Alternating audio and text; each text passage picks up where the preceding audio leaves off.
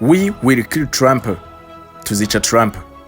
Ni amagambo manini agaragara neza ku bitambaro by'umutuku by'abaturage ba Irani mu cyumweru cyose cyo guherekeza umuyobozi wabo w'ikirenga wishwe mu bitero byagabwe kuri Irani intambara igitangira ku munsi wa mbere. Ibindi bitambaro byari byanditseho amagambo ngo death to Trump and Bibi, urupfu kuri Trump na Bibi. Bibi ni izina rihimbwa Netanyahu, minisitiri w'intebe wa Israel.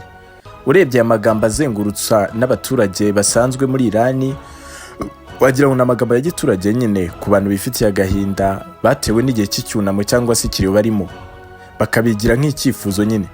Ntabwo ariko byari bimeze n'ibyifuzo kuri aba baturage, byari umugambi ku nzego z'umutekano n'ubutasi bwa Irani, ni ukuvuga kuri leta. Muribuka inkuru twababwiye ivuga ku kuntu byagendekeye indege ya Trump ubwo yavaga muri Turkiya mu nama ya OTAN, murabyibuka?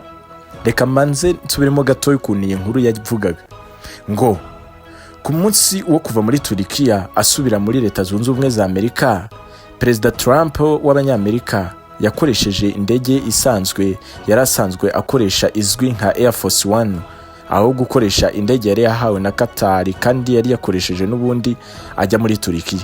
Ni inkuru zanditswe icyo gihe kuwa gatanu, zavugaga yuko bitewe n'impamvu z'umutekano kubera umwuka mubi wakomezaga kwiyongera hagati ya Amerika na Iran mu burasirazuba bwo hagati, byabaye ngombwa yuko Trump mu mayeri menshi ahindura indege yari kugendamo, akoresha Air Force One kandi yaraje mu ndege ya Boeing yari yarahawe n'impano ituruka muri Qatar.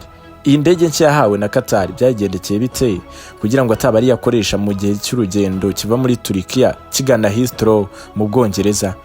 Mbere yuko Trump ahaguruka muri Turkiya, indege nshya yahawe na Qatar yabanje kugenzurwa mu bijyanye n'umutekano, ibintu byose iragenzurwa, nta kibazo yari ifite. Ariko inzego z'umutekano zisaba yuko ihaguruka mbere ikava Ankara idatwaye perezida, ikagenda ikajya guhagarara mu Bwongereza ku kibuga mpuzamahanga cya Heathrow.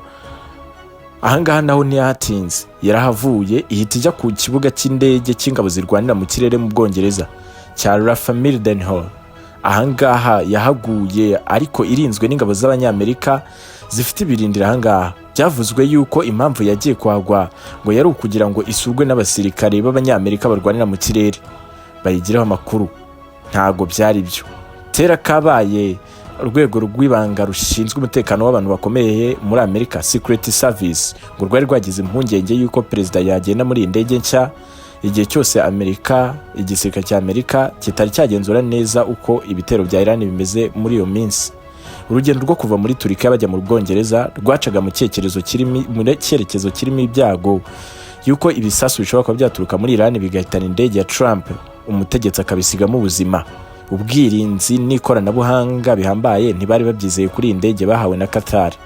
Byatumye rero inzego zibanga muri Leta Zunze Ubumwe za Amerika zifata icyemezo cy'uko Trump agomba kureka iyo ndege ikajya mu Bwongereza ikamutangayo, ubundi akagenda muri Air Force One. Yamara kugera mu Bwongereza agiye mu ndege yizewe neza, akaza kuva muri Air Force One akakomereza muri ya Boeing yahawe na Qatar. Raporo zitandukanye zerekana ko indege bahawe muri Qatar ngo bihutishije kuyikora muri makeya, bayikoze huti ngo byagize ingaruka ku buryo inzego z'umutekano zitizeye neza itumanaho ryayo n'uburyo bw'ubwirinzi, urugero nka systeme y'indege yo kwirinda misile zayisanga mu kirere. Kandi ibyo ni ibintu bisanzwe biranga Air Force One nk'indege y'igitangaza. Ubwirinzi bwo guhangana na misile ndetse n'itumanaho rihangaye ni umwihariko rihambaye, ni umwihariko utangaje kuri Air Force.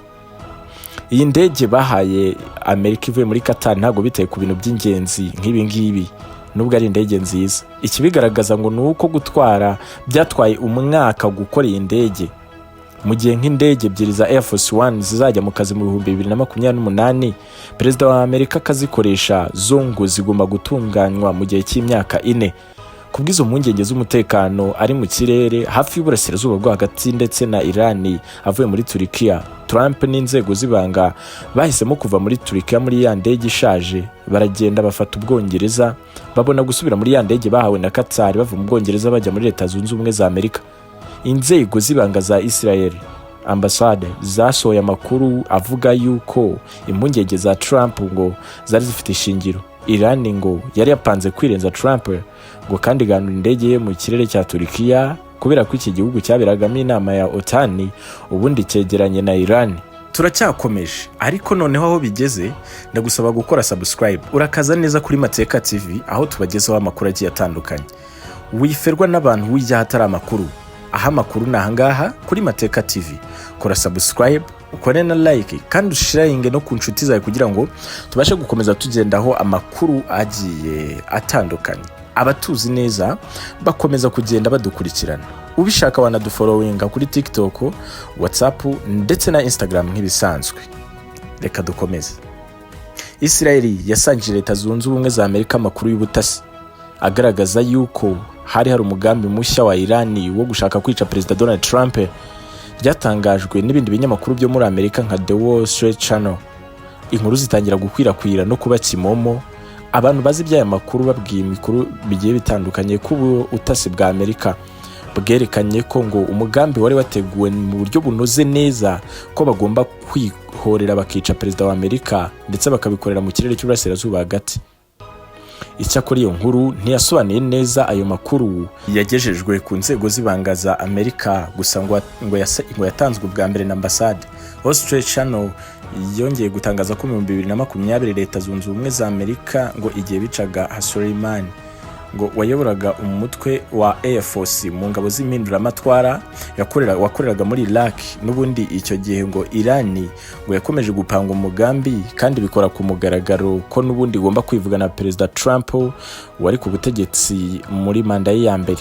Iki kinyamakuru kivuga ko no mu bikorwa by'ibyunamo muri icyo gihe umuyobozi w'ikirenga uherutse kwicwa ngo humvikanye amagambo asaba ko Trump agomba kwicwa mu buryo bwo kwihorera. Cyakora ngo abayobozi ba Leta Zunze Ubumwe za Amerika babwiye televiziyo Reuters ko amakuru yatanzwe n'ubutasi bwa Israel atavugaga neza umugambi wihariye wo gutegura kwica Trump, ngo ahubwo amakuru yavugaga ibiganiro rusange byabaye hagati y'ibyabereye kuri Iran na Amerika kugira ngo bakomeze kubisanisha neza n'iryo tegurwa ryo kwicwa kwa Trump.